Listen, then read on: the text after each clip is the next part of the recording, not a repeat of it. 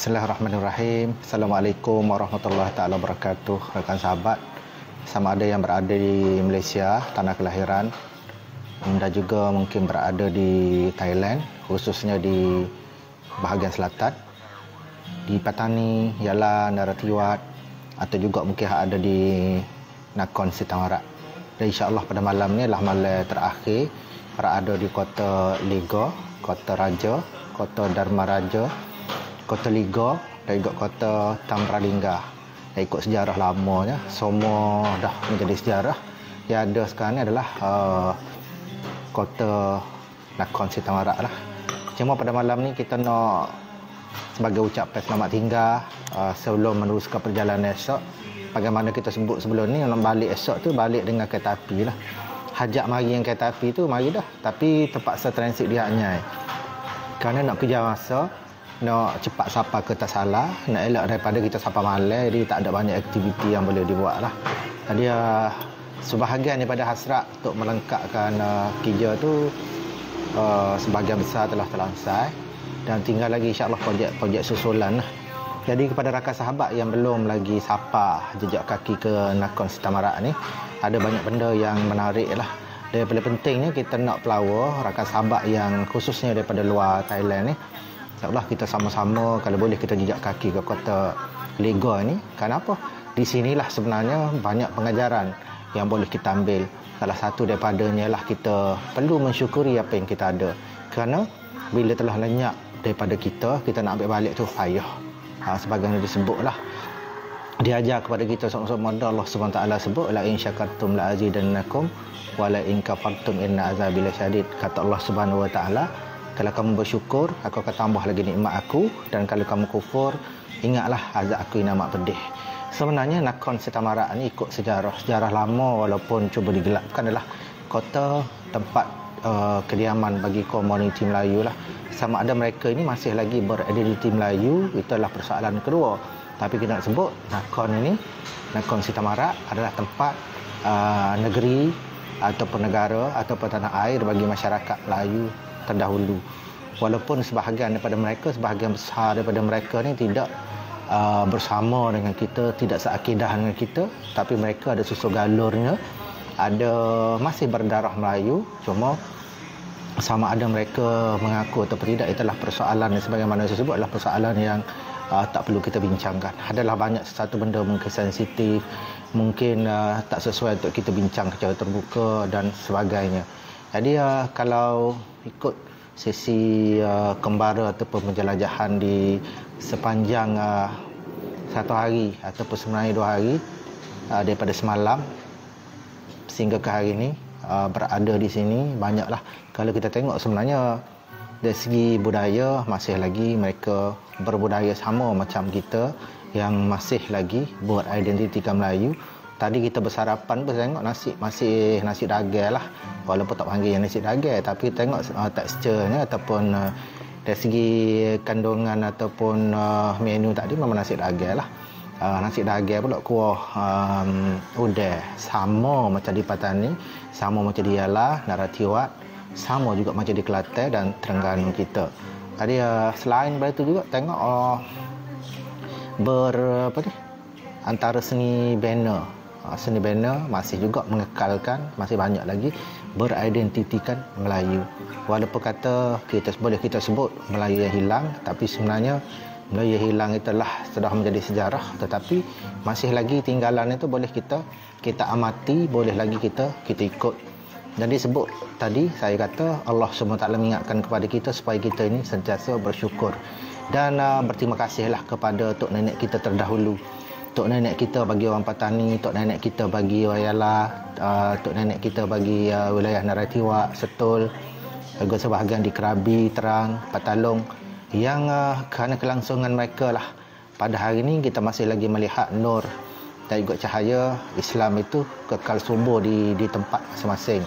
Walaupun kita kata sebahagian daripada mereka ada yang terpaksa berpindah, terpaksa berpisah dengan leluhur suatu ketika dahulu, tapi kalau kita tengok lah ni masih kita kata roh-roh ataupun legasi Muslim itu dapat kita lihat. Tadi di Kapung, Kapung Banlem tadi kita dah bawa, dah paparkan kepada rakan sahabat kita. Di Kapung Banlem ni kalau kita amati dia hampir 100%. Banlem ni di dalam Ampa Tasala. Dalam Ampa Tasala hampir 100%-nya penduduk adalah Muslim. Jadi saya jemputlah kepada rakan sahabat yang ada di luar sana, terutama sekali mungkin daripada Malaysia, daripada negeri Kelantan, dari Kedah. Marilah sama-sama kita berkunjung untuk sama-sama kita majukan ekonomi komuniti setempat. Kenapa hubungan baik ini, hubungan yang berantai inilah yang akan memastikan lestari, legasi orang-orang Melayu, komuniti Melayu Islam ini dapat diteruskan. Dan kita sebagaimana yang selalu kita sebut, di zaman kita masih lagi ada kuasa, di zaman kita masih lagi boleh memenuhi kehendak kita, marilah sama-sama kita pegang betul-betul, kita niatkan Allah Subhanahu Wa Taala, cuba kita pertahankan apa yang kita ada. Jangan kita alpah, kerana suatu hari nanti bila dah pergi daripada kehidupan kita, nak kita kutip kembali itu memang payahlah. Tadi saya sebut dah ada 2-3 perkara. Kalau kita bila dah berlalu daripada kehidupan kita, nak kita ambil memang tak boleh lah. Satu bendanya lah kata-kata.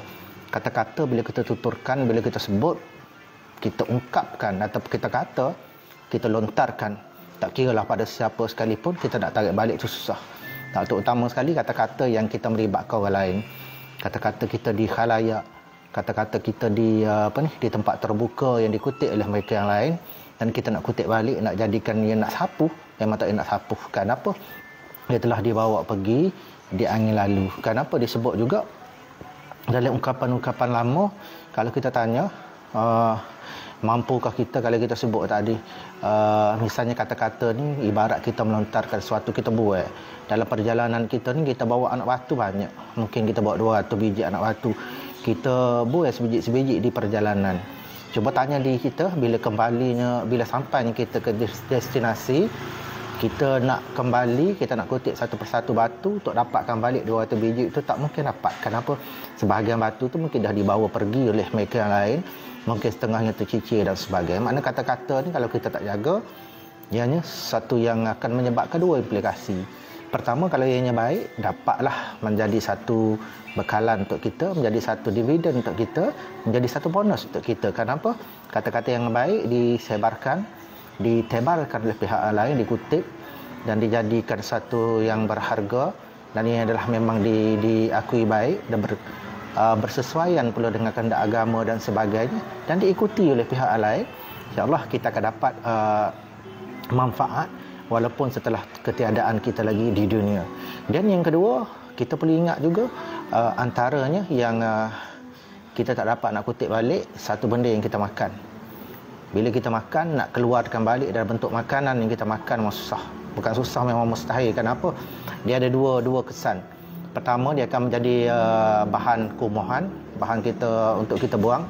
Dan yang kedua, akan mendarah daging di kita. Sebab itulah kita kena pastikan sumber yang kita ambil daripada makanan kita, sama ada kita mengambil hak orang lain, puncanya sama ada punca tu daripada sumber yang halal atau juga haram.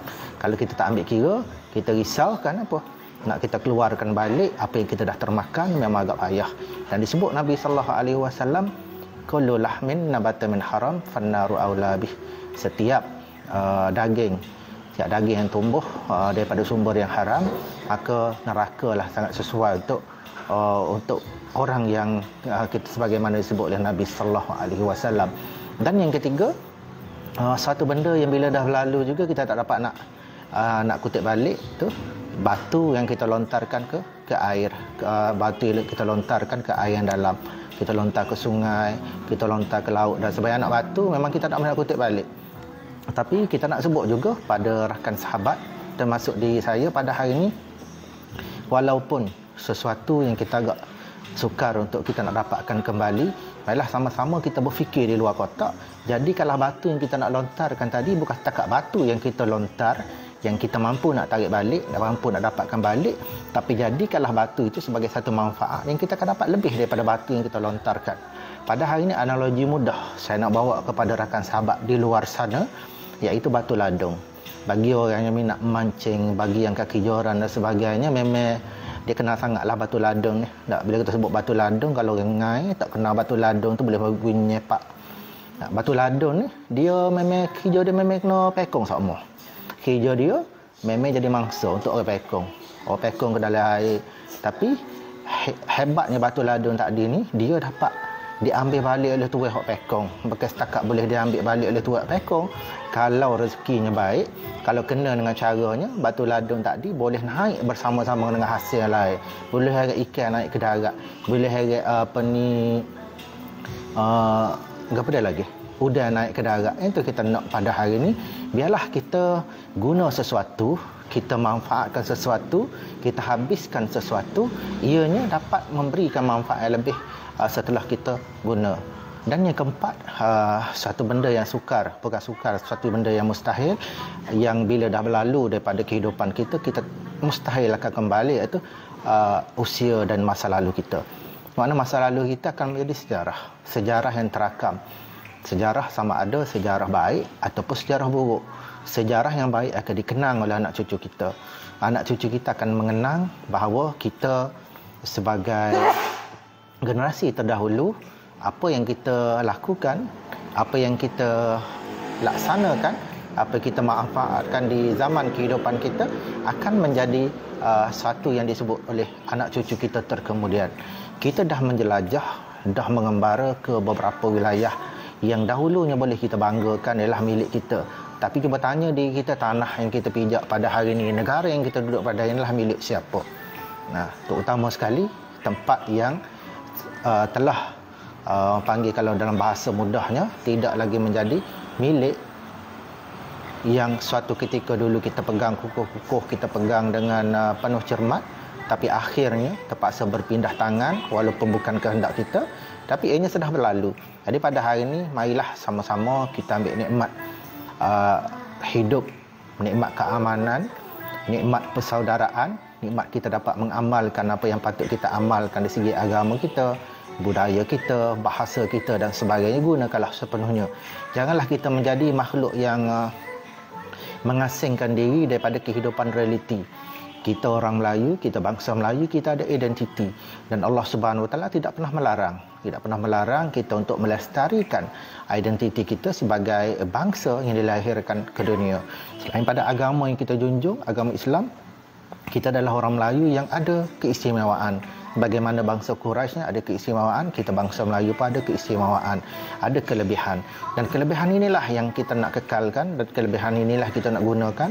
Pertama, untuk manfaat anak cucu kita di generasi terkemudian, dan juga untuk kita nak pastikan agama yang kita sama-sama pegang, agama yang kita junjung pada hari ini dapat dipertahankan oleh bangsa kita yang kita panggil Melayu. Tuan-tuan, rakan sahabat, kalau kita tengok secara geografinya, secara geopolitiknya, masyarakat Melayu ini bertebar. Kalau kita tengok daripada Segeting Kerah, kita ambil di selatan, di sebelah utara, kalau kita nak sebutkan, dia adalah utara Semenanjung Tanah Melayu, di Segeting Kerah. Di perjalanan kiri dan kanan, di mana di bertebaran di sebelah pantai ni lah, masih lagi tersisa leluhur kita, masyarakat Melayu, daripada Ranong, daripada Terang, Krabi, turun ke bawah, dan di kiri dan kanan masih lagi kita ada legasinya masyarakat Melayu. Kenapa? Bukan kita nak sebut dari segi geografinya mereka berada di mana-mana tempat, tapi kita nak sebut inilah bangsa yang suatu ketika dulu sangat gagah, bangsa pemberani, bangsa pembelah laut, bangsa yang mampu untuk membina kapal, mampu untuk membara dan sebagainya. Kalau kita melihat masyarakat lain, komuniti lain, dia agak berkelompok, dan berkelompok dia beridentitikan tetap dengan satu-satu tempat. Tapi masyarakat Melayu ni, kalau kita tengok pesisir, daripada Vietnam Selatan, daripada Hanoi, di bawah pada Hanoi ni adalah kerajaan Champa, di sebelah pantai semua adalah masyarakat Melayu suatu ketika dulu. Tapi takdir Allah timpakan kepada kita, mungkin kerana kealpaan kita. Yang pertamanya mungkin juga kerana semangat ataupun kebersamaan kita dalam mengenal erti persaudaraan. Mungkin masa tu tak berapa kita amalkan, maka kita telah kehilangan campa yang mana pada hari ini tidak lagi kedapatan secara geografinya masyarakat yang kita sebut sebagai sebangsa dengan kita, dan pada hari ini dah jadi negara lain, negara yang asalnya bukan tanah air mereka, tapi mereka datang ke campa hinggalah menimbulkan negara yang baru. Dan kita lihat pada hari ini masyarakat di sana nak menyebut campa ni pun satu benda yang sangat-sangat sensitif, tak boleh nak disebut.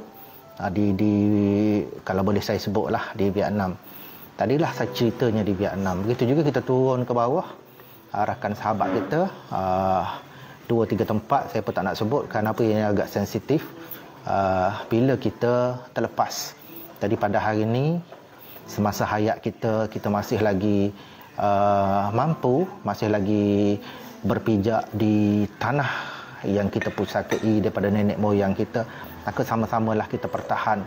Mana-mana pemimpin yang diberi tanggungjawab, jagalah khazanah bangsa ini, janganlah sampai menghilang. Suatu hari nanti kita akan dikutuk oleh anak cucu kita. Mungkin kubur kita akan dikencing oleh anak cucu kita. Kenapa? Inilah bahana tok nenek aku yang terdahulu tidak menjaga kepentingan bangsa, tidak menjaga kepentingan agama, tidak mempertahankan kedaulatan, tidak mempertahankan maruah bangsanya dikala mereka ini diberi peluang, ruang dan juga kuasa.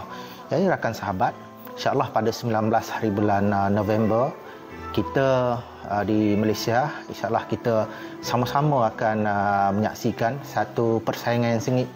Persaingan yang sengit ni sebenarnya adalah untuk kita meneruskan proses pembentukan kerajaan di negara kita, yang mana negara kita ni adalah negara demokrasi. Mana-mana parti ialah bebas untuk kita pilih, mana-mana pemimpin bebas untuk kita angkat. Tetapi kita perlu ingat satu perkara, carilah pemimpin yang boleh menjaga pertamanya kebajikan kita, yang boleh menjaga legasi bangsa kita, boleh menjaga legasi agama kita.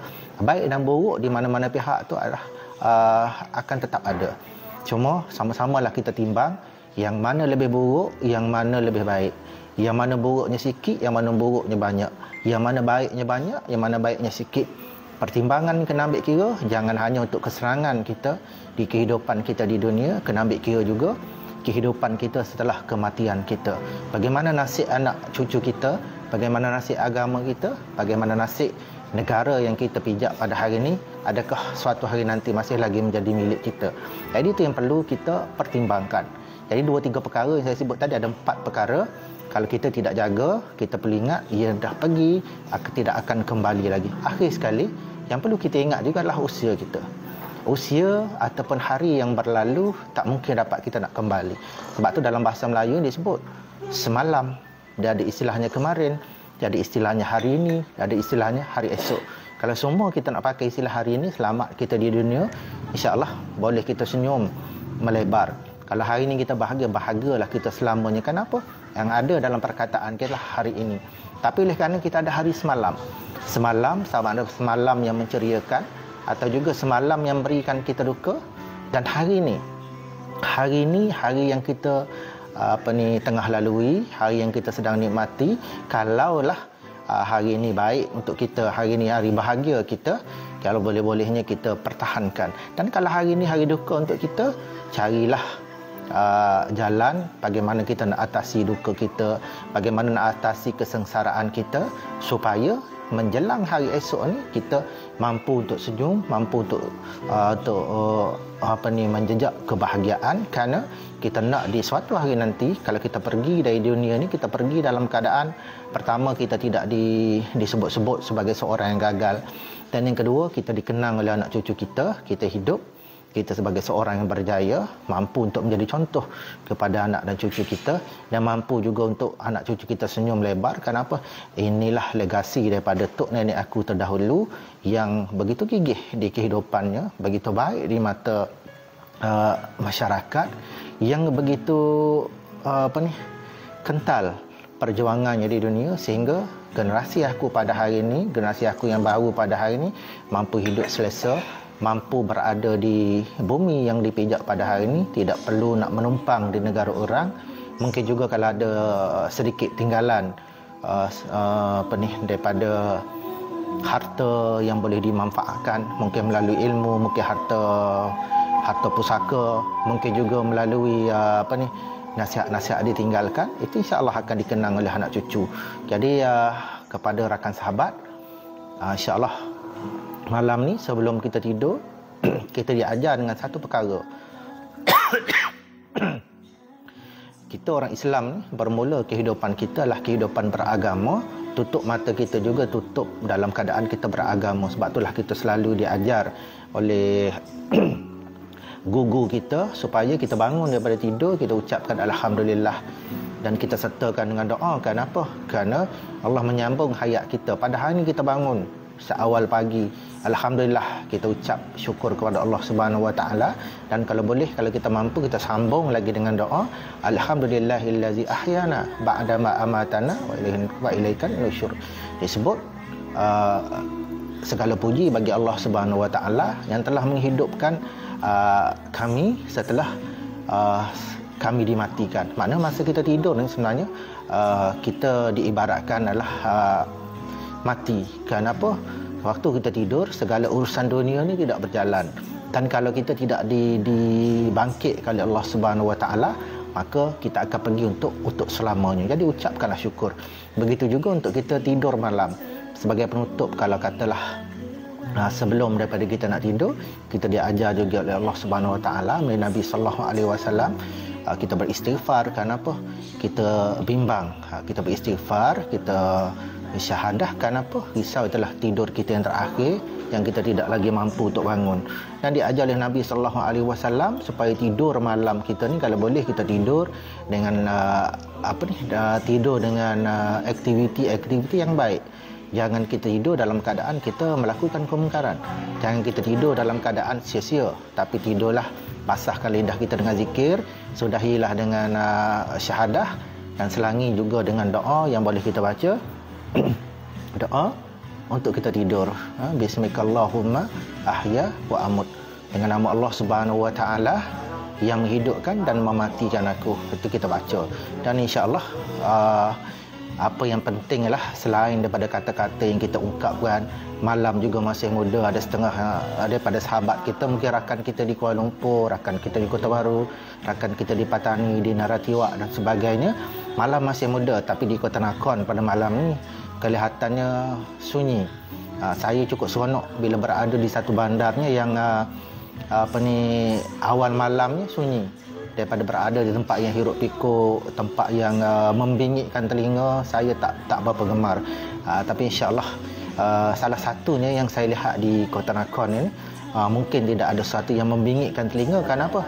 Di bandar Nakhon ini banyak tempat-tempat ibadat yang kalau boleh saya sebut terlalu banyak dalam bandar ni. Mungkin salah satunya kan ada pusat ibadat, sama ada pusat ibadat Muslim yang kita panggil masjid, dan juga wat Buddha. Yang ini semua mempengaruhi aktiviti-aktiviti yang membingitkan telinga, hiburan-hiburan yang melampau ni tidak ada di dalam Kota Lama yang kita tengah saya berada sekarang. Jadi rakan sahabat, pada kesempatan ini juga saya nak mengajak kita semua, marilah sekali lagi sama-sama kita manfaatkan kehidupan kita yang berbaki ni. Kenapa? Kalau kita amati, pertama sekali kita boleh melihat rambut kita daripada warnanya kehitaman, beransur-ansur putih. Kalau melihat kepada kepala saya, di rambut saya ni dah banyak yang putih daripada yang hitam. Itulah satu tanda yang Allah SWT berikan peringatan dah masanya semakin hampir untuk kita pergi meninggalkan dunia ini. Dan kita perlu ingat, pergilah kita dalam keadaan kita pergi, kita bersedia untuk berjumpa dengan Allah Subhanahu Wa Taala. Ya, Allah Subhanahu Wa Taala sebut dalam satu ayatnya, "Man kana yarju liqa'a rabbih falyamal amalan salihan wa la yusyrik bi ibadati rabbih ahada." Allah Subhanahu Wa Taala, siapa yang berhasrat, siapa yang ada keinginan untuk berjumpa dengan Allah Subhanahu Wa Taala, hendaklah dia melakukan disebut oleh Allah Subhanahu Wa Taala, wa man kana yarju liqa'a rabbih falyamal amalan salihan. Kena buat benda baik, kena buat amal soleh. falyamal amalan salihah wa la yusyrik bi ibadati rabbih ahada. Jangan sekali-kali kita syirikkan Allah Subhanahu wa taala. Hari ini ke mana saja kita pergi, kalau saya melihat keadaan di Kota Nakhon ni, saya sangat-sangat bersyukur. Kenapa? Masyarakat Muslim walaupun berkeadaan mereka ini minoriti di bandar ni, mereka minoriti, tapi dari segi kesedaran beragama ni amat-amat baik. Tadi saya singgah di masjid saya lupa namanya, masjid ke apa tadi? Masjid ke apa tadi? Masjid Salahuddin. Lupa. Masjid Salahuddin ni, saya bila kita sampai ke Masjid Salahuddin ni agak terpaku, terkejut tengok. Kenapa? Persis Masjid Zahir di Al-Usta. Masjidnya cantik dan kita melihat anak-anak muda. Ada yang di kalangan penghantar makanan, kita panggil food panda, Grab semuanya. Tengok ada yang ramai singgah untuk solat. Walaupun rata-rata di kalangan mereka ni terdiri pada golongan muda. Maknanya kesedaran agama, atas tuntutan agama ni mereka masih lagi ada kesedaran. Jadi itu yang satu-satu perkara yang kita rasa seronok, masih lagi ada di kota yang kalau boleh kita sebut di celah-celah masyarakat yang kelilingnya tidaklah non-Muslim dan Muslimnya minoriti, tetapi mereka gigih dalam melaksanakan tuntutan yang tuntutan disyariatkan oleh agama kita. Dan pada malam ni saya sambil-sambil untuk menunggu secangkir kopi ni, sedikit suam-suam untuk saya nikmati, dan kerinduan kepada tanah air tu agak semakin menebal. Kenapa? Bila kita berpisah dengan tempat yang selalu kita berada dan kita merasai suasana yang baru, suasana yang kelainan dan suasana yang agak kalau boleh saya sebut terlalu berbeza berbanding kita berada di selatan, berada di kalau boleh saya sebut di Patani, Naratiwak, ialah kita tidak merasa kejutan sangat. Tapi bila kita berada semakin jauh ke utara dan di tempat yang suatu ketika inilah tapak peradaban Melayu yang hilang, maka kita akan rasa sayu, akan rasa sedih dan akan rasa untuk kita nak bersegera kembali dan sebaik-baiknya, seboleh-bolehnya kita nak menjadi seorang yang lebih bersyukur, seorang yang kalau kurang bermotivasi, jadi pada hari ini kita akan rasa lebih motivasi. Kenapa? Kita telah melihat apa yang telah berlaku, apa yang disebut oleh agama kita sendiri, satu peringatan kepada kita yang kita sendiri tidak menjaga, dan ianya bila hilang tak akan mampu lagi untuk balik, mampu untuk kembali sebagaimana zaman yang kita pernah miliki, pernah kita kecapi, pernah kita pijak, pernah kita mendiami dan sebagainya. Rakan sahabat, pada malam ni juga di tempat persekitaran yang saya tengah berada sekarang ni, sebagaimana yang saya sebut tadi, suasananya begitu sunyi. Dan sunyi ini juga marilah sama-sama kita ambil kesempatan untuk kita koreksi diri. Kenapa diajar juga oleh Nabi SAW supaya kita sentiasa untuk memperingatkan diri kita yang suatu hari nanti kita akan pergi ke alam yang terlalu sunyi, alam yang terpisah daripada dunia nyata ini, alam yang jauh daripada anak pinak kita, alam yang jauh daripada kemewahan dunia, alam yang terpisah daripada sahabat dan sebagainya. Tiada satu pun yang kita nak bawa ke sana nanti. Kalau pergi kita nak bawa, tidak mungkin akan mampu untuk kita bawa. Kita kembali ke alam yang saya sebut tadi, alam yang sunyi. Kita cuma bertemankan kain putih sahaja. Bayangkanlah kita bertemankan kain putih 2-3 lapis sahaja, dan kita berada di sisi gelap, di satu tempat, di lubang yang sangat sempit, gelap, dalam keadaan kita tidak ditemani oleh sesiapa, dan kita menghitung nasib kita. Kalaulah kita pergi dalam keadaan kita bawa secukupnya bekalan, insya-Allah kita akan selamat, kita akan rasa bahagia. Tapi bayangkan kita pergi dalam keadaan kita tidak bersedia, pergi dalam keadaan kita di situasi yang sangat-sangat tidak sepatutnya kita lakukan, maka pergi kita dalam keadaan kita pergi yang tidak lagi mampu untuk kita nak kembali ke dunia ini. Dan sebahagian terakhirnya suka saya nak kongsikan, kata-kata daripada Allah Subhanahu wa taala. Allah SWT sebut, a'udzubillahi minasyaitonirrajim, wa anfiqu mimma razaqnakum min qabli an ya'ti ahadakumul maut wa yaqula rabbi laula akhartani ila ajalin qarib fa asaddaqa wa akum minas salihin. Kata Allah Subhanahu wa taala, infakkanlah, belanjakanlah harta sesuatu yang kami berikan kepada kamu sebelum kamu didatangi dengan kematian. Kerana orang yang didatangi kematian ini, dia akan berkata kepada Allah Subhanahu Wa Taala, akan mohon minta kepada Allah Subhanahu Wa Taala, laula akhartani, kalaulah boleh diperlewatkan, kalaulah boleh ditangguhkan sedikit ajal ataupun kematian, mereka fa'asaddaqa, mereka nak bersedekah, aku minas salihin, nak menjadi orang-orang yang baik.